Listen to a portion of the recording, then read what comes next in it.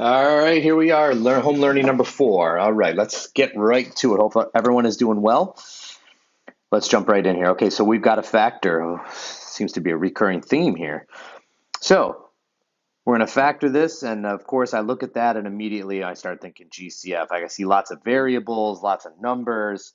There's probably a GCF going on here. So let's take a look. I've got 15, 9, and 36. I need the greatest common factor, the biggest number that goes into 15, 9, and 36.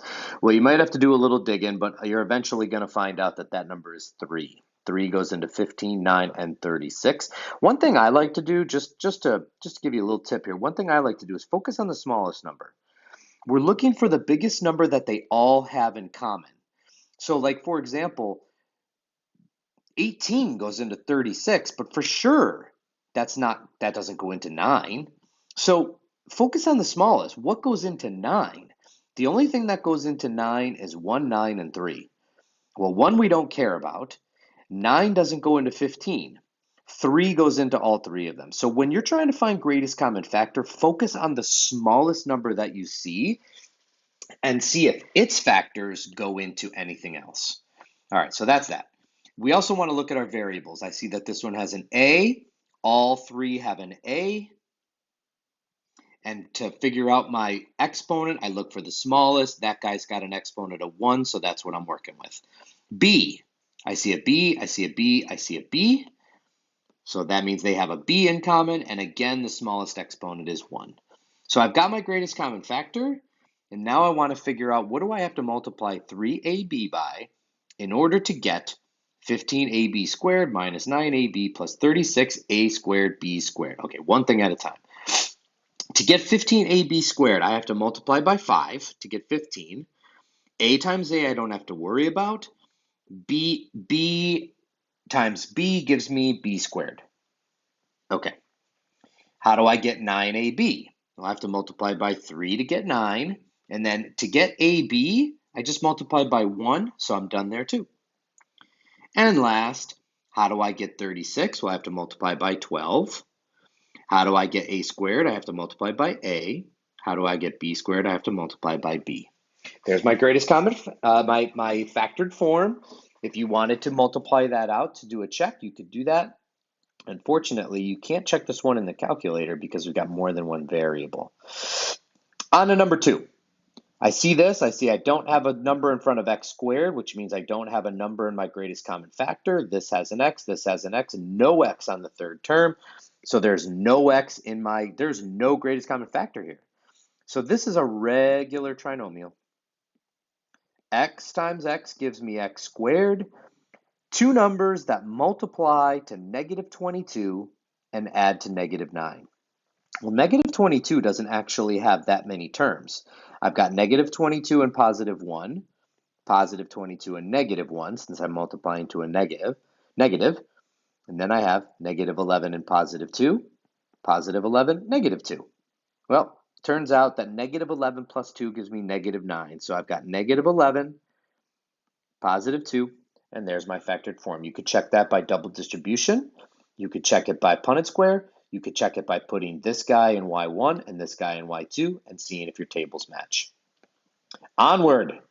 Regents review time. Okay, so the first one has to do with transformations. Josh graphed this function, and here was the function. He then graphed the function g of x, which is similar to the first one, but is a little bit different on the same coordinate plane. The vertex of g of x is blank. All right, what this question is asking you about, it is asking you to compare this function to this one. Now, I want you to notice a couple things. This is the kind of stuff that the Regents exam likes to do. I want you to notice that the negative 3 is the same. The x minus 1 is the same. The only thing that's different is this has a plus 2 on the outside of parentheses. This has a minus 5 on the outside of parentheses. So what does that do? Well, a plus 2 shifts us up 2 units. Okay, plus 2 outside the parentheses shifts us up 2 units. And vice versa, -5 outside the parentheses shifts us down 2 units. So if the first one is shifted up 2 and the second one is shifted down 5, that means they are 7 units apart. This one is up 2, this one is down 5. They are 7 units apart, and this one is lower. So my answer here is that my vertex is going to be 7 units below. If you don't believe me, you could put this into graphing calculator in Y1 and put this one in Y2, and then you could graph them, and you will see that the vertex, which is the part where, remember that the vertex is, we're talking about a parabola, the vertex is going to be that turning point right there. Now in this case, these guys are going to be reflected upside down, so when you graph these, you're going to get ones that are pointed down. So you're going to get one like that, and then you're going to get one below it. Okay, and this is going to be f of x right here, and this is going to end up being g of x right here. Okay, anyways, you don't need to do all that if you don't want to. If you just understand transformations that we did in the last unit, you should be able to figure that one out. Okay, one more, and then we are done. A survey was given to 12th grade students of West High School to determine the location of a senior class trip. The results are shown in the table below. To the nearest percent, what percent of the boys chose Niagara Falls? Okay, so we are talking about a fraction here that has total boys in the denominator and boys picking Niagara Falls in the top. Okay, so the top is easy.